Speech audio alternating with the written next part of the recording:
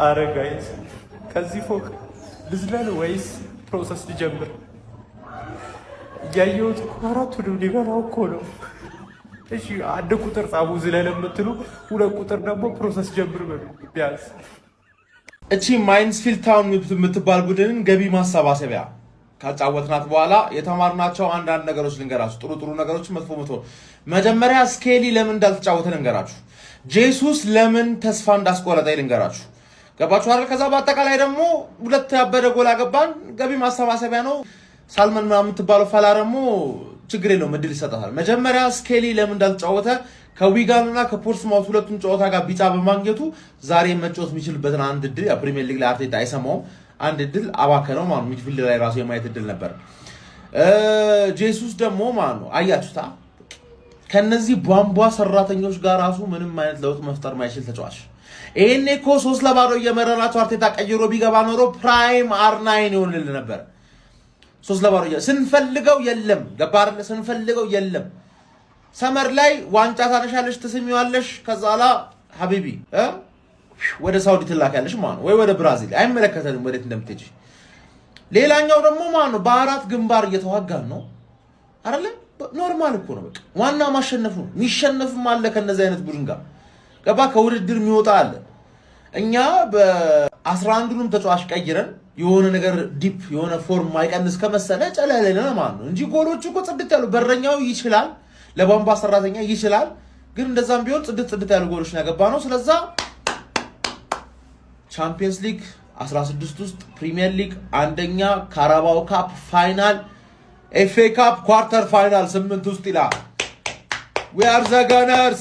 አርሰናል አሸንፏል። ያው ያን ያህል መደሰት አያስፈልግም ማለት ነው። ዛሬ የማሞያ ጨዋታ ነበር ይጮት ነው። ግን ማንስፊልዶች ማለት ነው በጣም ያበደ ጨዋታ አተከብደው ነበር እንዴ! የምር ማልክዳችሁ ማለት ነው። ፈርስት ሃፍ ላይ በጣም ብዙ ሙከራ ነበር ያደረገው የነበሩት ማለት ነው። የሚመተውንም አይመተውንም እየመቱም ቢሆን ብቻ ፈርስት ሃፍ ላይ ጽድት ያለ ጨዋታ ነበር የተጫወቱት ማለት ነው። ማን ሞስኬራ ግን እንዴት ነው የታለፍከው? አይ ነው ይሄ ልጅ ማለት ነው ሳልሞን የተባለ ሰውዬ ምንም ነገር አይችልም። ገና ህፃን ነው። ተሳሳተ ግን እንዴት አጥፎ የሊጓን ተጫዋች አጥፎ በዛ በኩል እስኪመጣ አረ ሞስኬራ አረ ተው እንዴ! ምን ሆነ ነው? ማዱኬ ምን አይነት ጌም ነው ዛሬ? እግዚአብሔርን ምላጭ ማክስ ዳውመን ማግባት ነበረብህ። ሙሉ የአርሰናል ቲም እንድታገባ ነበር ሲጮት የነበረው። የምር ዝም ብሎ ኳስ እየሰጡት ነበር ምናምን ማግባት ነበረበት የሆነ ለኮንፊደንሱ ምናምን። ግን ዛሬ ጽድት ያለ ጨዋታ ነው። ማክስ ዳውመን ራሱ ይጮት ማዱኬ በጣም ያበደ ጨዋታ። ሃቨርዝም ያው ማን ሙሉ ቲማችን ጽድት ብሏል። ግን ማለት ነው ማንስፊልዶች ክሬዲት ይሰጣቸዋል። በጣም በጣም በጣም ማለት ከመጠን በላይ የሚገርም ጨዋታ ነው ይጮት በእውነት በጣም። እሺ አርሰናል አሸንፏል 2-1። እኔ እኮ ወይ አታስቋጥሩን። እኔ ማንስፊልድ ታውን የሚባል ቡድን ጋር ነው እንግዲህ የተጫወተው። የሚገርም ስኳድ ነው የገባችሁት። ምንም እንትን ማድረግ ምናምን አያስፈልግም። የሚገርም ስኳድ ነው የገቡት። እንደውም ሰከንድ ሃፍ ትንሽ ሲጨንቃቸው እነ ቲምበር እነ ሳካ ምናምን እንዳለ ሂንካፔ ምናምን ዋናዎቹን ከተት አድርጎ 2-1 አሸነፉ ማለት ነው። ፈርስት ሃፍ የሚገርማችሁ ማግባት በጣም ላይክሊ የነበረው ቲም ማንስፊልድ ታውን ነበር ከአርሰናል ይልቅ። ግን አርሰናል አግብተውባቸው እየመሩ ቢወጡም ሰከንድ ሃፍ ወዲያውኑ 50 ደቂቃ ላይ የሆነ ኢቫንስ የሚባል ልጅ አግብቶ አቻ ሆነው አሪፍ እየተጫወቱ ነበረ። ከዛ ኤዜ የሚገርም ተኮሰባቸውና ገባባቸው።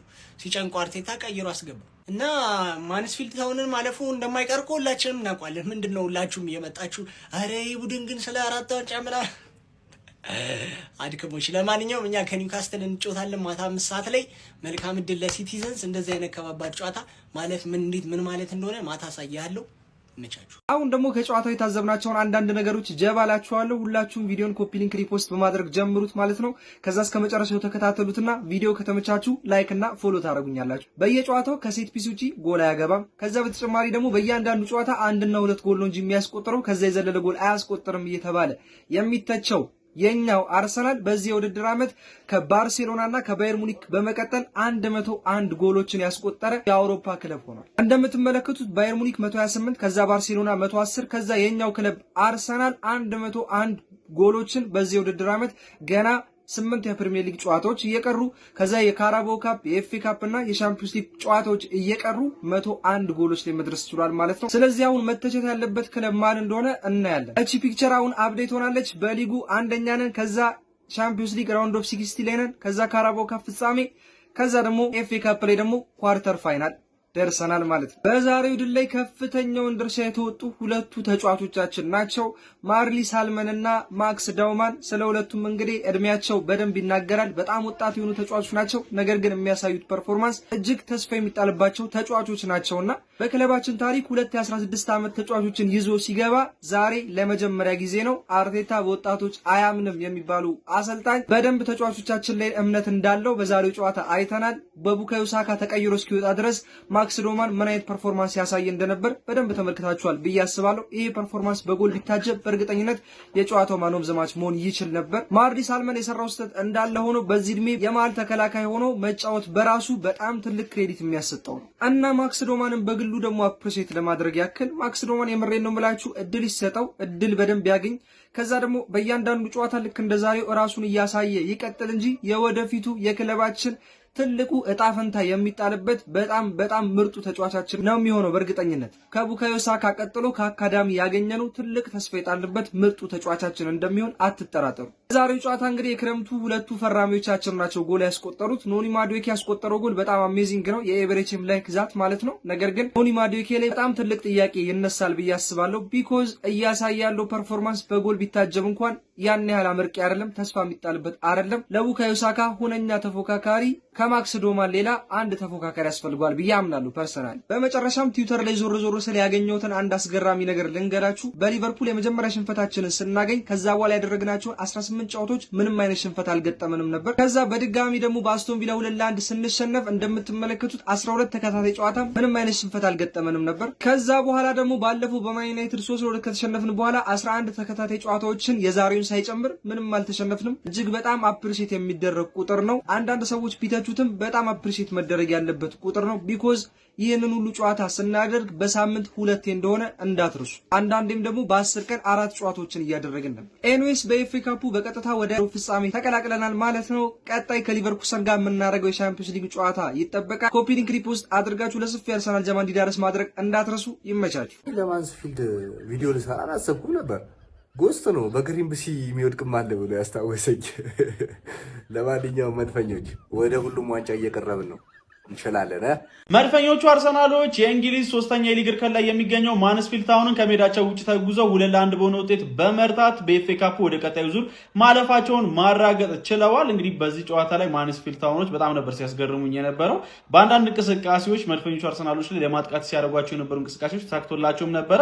እንግዲህ በዚህ ጨዋታ ላይ ያስቀደመው ጎል ያስቆጠሩት አርሰናሎች ነበሩ። ማዱዌኬ በጣም አስደናቂ የሆነ ጎል ነበር 41ኛው ደቂቃ ላይ ያስቆጥሮ ቀዳይ ማድረግ የቻለው ማለት ነው። ፈርስት ሃፍ በዛ ውጤት ነበር የተጠናቀቀው። ታዲያ ከሁለተኛው አጋማሽ በኋላ እንግዲህ ማንስፊልድ ታውኖች በኢቫንስ አማካኝነት 50ኛው ደቂቃ ላይ ጎል አስቆጥረው ጨዋታውን አቻ ማድረግ ችሎ ነበረ። ከዛ በኋላም እንግዲህ መድፈኞቹ አርሰናሎች የተለያዩ ቅያሬዎችን ማድረግ ችሎ ነበረ። ተቀይሮ የገባው ኤብሪቼ ኢዜም እንግዲህ 66ኛው ደቂቃ ላይ በጣም አስደናቂ የሆነ ጎል አክሎ 2-1 መድፈኞቹ አርሰናሎች ማንስፊልድ ታውንን በአምስተኛ ዙር የኤፍኤ ካፕ ጨዋታ በማሸነፍ ወደ ቀጣዩ ዙር ማለፋቸውን ማረጋገጥ ችለዋል ማለት ነው። በዚህ ጨዋታ ላይ እንደነ ማክስ ዳውማን የመሳሰሉ ወጣት ተጫዋቾች እድል ተሰጥቷቸው ነበረ። በጨዋታው ላይም ጥሩ ተስፋ ሰጪ የሚባል እንቅስቃሴ ነበራቸው። ሚኬል አርቴታ ኦልሞስት አብዛኞቹን የቡድኑ ቋሚ ተጫዋቾችን በዚህ ጨዋታ ላይ በቋሚነት አልተጠቀመባቸው ማለት ይቻላል። ለማንኛውም እናንተ ስለዚህ ጨዋታ ምን ትላላችሁ? ሀሳባችሁን አጋሩኝ። የፕላስ ምልክቱ መጫ እንዳትረሱ። ሰዎች ቋጠርነ አይሆንም። በቃ ዘንድሮ ያርሰናል ነገር ግድ የላችሁም፣ አይሆንም። አረ የሆነ ሰው ሀይ በለው በእናታችሁ። ምንድነው ያ ሁሉ ቴሌግራማችሁ ላይ ያለው መርጌታ ምንድነው የሚሰራው? አንተ ጋም አንቺ ጋም ሁላችሁ ዴላችሁም በጥቁር ዶሮም ቢሆን ሞክሩ። ምን ሆኖ ነው እንደዚህ የሚፈጣጥኑት? ምን ሆናችሁ ነው እንደዚህ ያመረራችሁት? አይ እንደዚህ አንጫው በቆዳ ጫማ አንጫው። ቢያንስ ጣሉ እንጂ ፕሪሚየር ሊግ ተውት ይችላል። ኤፍኤ ካፕ አጥሉ ቅዱስ ጊዜ አንተ ሲሆን ቅርጫት ይዛል ይባላል። አራራ አይሆንም። ሳብላት ነው ዘንድሮ ሳብላት ኤፍኤ ካፕ ላይ ሳብላት ፕሪሚየር ሊግ ላይ ሳብላት አይሆንም። እንደዛ አንጫወትም። የኢትዮጵያ ፕሪሚየር ሊግ እንበላለን። የአርሰናል የአራትዮሽ የዋንጫ ጉዞ እንግዲህ እንደቀጠለ ነው። ማንስፊልድን እንግዲህ በምትመለከቱት መንገድ 2-1 አሸንፏል። ከዚህ በላይ ጎል ማስቆጠር ይገባው ነበር ግን ለማንኛውም ግን የኤቨሬጅ ኢዜ ጎል እንዴት አባቱ ነው የሚያምረው! በእናታችሁ እናንተ እንዴት አባቱ ነው የሚያምረው የኢዜ ጎል! አረ በስማም ሹፉት! ዋው እጅግ በጣም ነው የሚያምረው። በስማም እንዲሁም የማዱኬ እጅግ በጣም የሚያምር ጎል ነበር እንግዲህ ያስቆጠረው። እንዴት ነው እቺ ዋንጫ እንኳን ከኛ እጅ ብትወጣ አይመስለኝም። ለማንኛውም ኮንግራ ይመቻችሁ። ወያዳው እንግዲህ እነዚህን ከፋርመርስ ሊግ የመጡን ከአናጢዎች ግንበኞች የቀን ሰራተኞችን ሁላ እንዳሸንፏል አልቋጠርኩምም ትቻለሁ የምሬ ነው ማለት ቋጥሮዬን ለሚገባው ቦታ እያስቀመጥኩ ነው ያለሁት ወይም እርስ በርስ እንገናኝ የዛን ሳለ ጥልሽ ነው መሞክረው የፌክ አፕላይንጅ እናቴ ደግሞ አሸክሽክ አባቴ ሸክሽክ በግሪም ሲታው የሚሸነፈው ትርፌ ብቻ ናት አባቴ እኛ ማን ይሸነፍም ተሸክሽክ እንገናኛለን ሴሚ ፋይናል ላይ ወይ ፋይናል ላይ ምናምን እንገናኛለን እስከዛ ግን ይማች ይሄ ፋርመርስ ሊግ በለው ደሞ እኮ ነው እኮ የሚደርሳቸው እኮ ነው አርሰናል የሚደርሳቸው ቡድን እኮ ነው ዘንድሮ የሚያስቀኝ ተመልከት ኤፍ ኤ ካፕ ላይ ተመልከት ቻምፒየንስ ሊግ ላይ ሊቨርኩሰን ካራቦ ካፕ እንዲህ ያገላበጡ ያሹ ነው የመጡት ከቼልሲ ውጭ እና ሊቨርፑልያን ቋጠሯችሁን ምናምን ነው ለደና ጊዜ አስቀምጡት ግንበኛና ናጤን ምናምን ብለ አትባክን እንደዛ አይነት ጨዋታ ታቆማለህ አራዳ ልጅ እዛ ጋ በቃል እኛ ላይ አይደለም የምቀልደው ሚካኤል አርቴታ ቀልድ ነው ያዘው በቃ የተረጋገጠ አዲስ የገባ መረጃ ነው ማጫወት የተረጋገጠ ነው በአፍዛ ደንግዝ ጥሩ ባለመጫወት እንዴት ዋንጫ መብላት እንደሚቻል ገብቷል ከቋጠሩ ነፃ የሚባል አይነት ያበላል ዘይቤ እንደመረጆች ነው ማንስፊልድ ላይ እንኳን 7-6 ጎል ማየት የለብንም እንዴ አይደለም በአፍዛ ደንግዝ አገባባለው አለ በግራ በኩል ገብቷል አይደል በላይ ሲጠብቁ በታች ይድባቸው አንጫጫቸው የሚል አገባብ ገብቶላል እዚህ ጋር ያለው እንዳለ አርሰናል በቁም ነገር እየሄደበት ነው ማለት ያራዳ ልጅ እዚህ ጋር የምትመለከተው የተጫዋቾች እንደዚህ እንትን ምን እንዳይመስል ፕሪሚየር ሊጉ ላይ አንደኛ ነው 8 ጨዋታ ነው የቀረው ቀረጣጥፎ ቁጭ ያረጋግላል ጥግን ጠብቅ ነው 18 16 ውስጥ አለ እዚህ ጋር ገባ የፋይናል ተፋላሚ ነው ጥሷል ምን አለፋ ያታ እንደዛ አይነት ነገርኛ አንተ እንደዛ አይነት እሬ ያው እንግዲህ እንደተለመደው ዛሬም አሸንፈናል ኤፍ ኤ ካፕ 5ኛ ዙር ማንስፊልድን ሰተናት ተመልሰናል ማለት ነው እንደተመለከታችሁት ሙሉ ለሙሉ ከአስከፖ ከበረኛ እስከ አጥቂ ድረስ ሙሉ ለሙሉ በቤንች ነበር የገባኑ በደንብ አሳምነን ያሸነፍነው ጨዋታ ነው ብዬ አስባለሁ የተወሰኑ ሙከራዎችን አርገውብናል ማንስፊልዶች ተከላካዮቻችን እነ ማርሊ ሳልመን እነ ክርስቲያን ሞስኬራ የሚሰሩት የተወሰነ ስህተት ለጎል ማጋልጦን ነበር ነገር ግን የኋላ ኋላ ያስቆጠርናቸው ጎሎች ጠቅመውን የቤሪቼ ኤዜና የኖኒ ማዱኬ ጎሎች በአግባቡ የሚያማምሩ ጎሎችን አስቆጥረን አሸንፈን ተመልሰናል መጀመሪያም እኮ ተናግረን ነበር አይደል ለኤቤሬቼ ኤዜ ስፔስ ስጡት እንጂ ምን አይነት ተአምር የሆኑ ጓሶችን እንደሚያስቆጥር በደንብ ተናግረናል ዛሬም ስፔስ አገኘ ለመጠጣው ይሄን የመሰለ ድንቅ ጎል አስቆጠረ ይመቸው ኤዜ የማዱኬ ነገር ግን ሊታሰብበት ይገባል ብዬ አስባለሁ አይመስላችሁም ጀሞ አንድ ጥሩ ይሰራል አስቆጥሮ ደስ ሲለን ደግሞ ሁለት ኳሶችን መሳት የሌለባቸውን ኳሶች ይዘተና ደግሞ ያስደበረናል እዛ ቦታ ላይ ሁነኛ የቡካዮ ሳካ ተፎካካሪ ያስፈልገናል ሌላው ግን በጠቅላላው እነ ኖርጋርድ እነ ማክስ ደውማን የሚገርም ፐርፎርማንስ አሳይተው ነበር ኤንዌስ ድሉ ይገባናል ማለት ነው በሩብ ፍጻሜ ማን እንደምንገጥም እስክናቅ ድረስ ይመቻችሁ ማይገነርስ ማታ ሲቲ ጨዋታ አለው ሲቲ ላይ ቋጥሩ እሺ ከኒውካስል ነው ካሁኑ እንዲሰናበት ቋጥሩ ኤንዌስ ይመቻችሁ በዚህ አመት 4 ዋንጫ ነው ያለን ኤፍ ኤ ካፑን ደግሞ እናሳካዋለን የኔ አርሰናል ዛሬ ኤፍ ኤ ካፕ ጨዋታ ነበር 2-1 በሆነ ውጤት አሸንፈናል ለዚህም እንግዲህ 6 ቀን ቀርቶታል የተላከልኝ ጊፍት አለ እንዴት እንደወደድኩት ላሳያችሁ ሰቅዬ ከኪና ፍሬምስ ነው የተላከልኝ አካውንቷን ከስር ሜንሽን አድርጌላችኋለሁ ላሳያችሁ እናንተም የተለያዩ ፍሬሞችን የምትፈልጉ ከሆነ በፈለጋችሁት ፎቶ ስለምትሰራ አካውንቷን ከስር ሜንሽን አድርጌላችኋለሁ የኔ እናት እጅሽ ይባረክ አመሰግናለሁ በጣም አሸንፈናል ግን እንደዚህ አይነት ውድድሮች አንዳንዴ ከምርም ማለት ነው ያስጠሏቸዋል ለማንኛውም ማንስፊልድን 2-1 አሸንፈን ወደ ሩብ ፍጻሜ በኤፍ ኤ ካፑ ተቀላቅለናል በዚህ ጨዋታ ላይ ያየናቸውን 5 ነጥቦች አነሳላችኋል የመጀመሪያው ነጥብ ማክስ ዶማን በ16 አመቱ እንግዲህ ለክለባችን በኤፍ ኤ ካፕ የተሳተፈ ወጣቱ ተጫዋች ሆኗል እንግዲህ ሂስትሪ ሜከር ፐርፎርማንስም አኳያ ልጁ በቃ በጣም ነው የሚችለው በጣም አውትስታንዲንግ የሆነ ተጫዋች ነው ጋይስ ትንሽ ፊዚካሊቲውን መስራት አለበት ፊዚካሊ ራሱን ቢውልድ ካረገ ኳስ አይቀማም ማንንም አይቀማውም በቃ በጣም ክህሎቱ በጣም ማክሲመም ሌቭል የደረሰ ተጫዋች ነው ሁለተኛው ነጥብ እንግዲህ ክለባችን አርሰናል በውድድር አመቱ በሁሉም ውድድሮች 100ኛ ጎሉን አስቆጥሯል ኖኒ ማዱኬ ያስቆጠረው ጎል 100ኛ ጎል ሲሆን ኤብሪሼ ኢዜ ደግሞ በክለባችን ዘንድሮ በሁሉም ውድድር 101ኛ ጎል አስቆጥሯል ኖኒ ማዱኬ በዚህ ኤፍ ኤ ካፕ ውድድር በጣም ዲሰንት ነው የሚገርም ቁጥራዊ መረጃ አለው በ3 ጨዋታ 2 ጎልና 2 አሲስት አለው ለማንኛውም ኖኒ ዛሬም የሚገርም ጎል አስቆጥሯል ዋቴ ጎል ነጥብ 3 አርሰናል ማለት ነው አውሮፓ ላይ ካሉ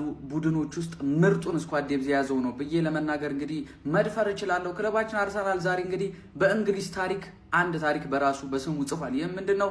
ሁለት የ16 ዓመት ተጫዋቾችን በአንድ ጨዋታ ላይ ቋሚ አድርጎ የገባ የመጀመሪያው ቡድን ነው። ስለዚህ ማርሊ ሳልሞን እና ማክስ ዶማን ታሪካዊ ተጫዋቾች ናቸው። ማርሊ ሳልሞን ባይዘው ጋይስ ትንሽ ፊዚካሏን ካስተካከለች እንዲሁም ደግሞ ውሳኔዎቿን ካስተካከለች እጅግ በጣም ምርጥ ተከላካይ እንደሆነች ከኳስ ጋር በጣም ምቾት የሚሰማ ተከላካይ እንደሆነች ታስተውቃለች። የመጀመሪያው ጎል የተቆጠረብን በሱ ስተት ነው። ስተቱን ኔክስት ታይም ያስተካክላል ብዬ አስባለሁ። በተለያዩ ጊዜዎች ክለባችን እየተተቸ ነው፣ ግን ያንን ሁላ ትችት ወደ ኋላ አርጎ ክለባችን አርሰናል እንደምትመለከቱት በፕሪሚየር ሊግ አንደኛነቱ ላይ ቀጥሏል።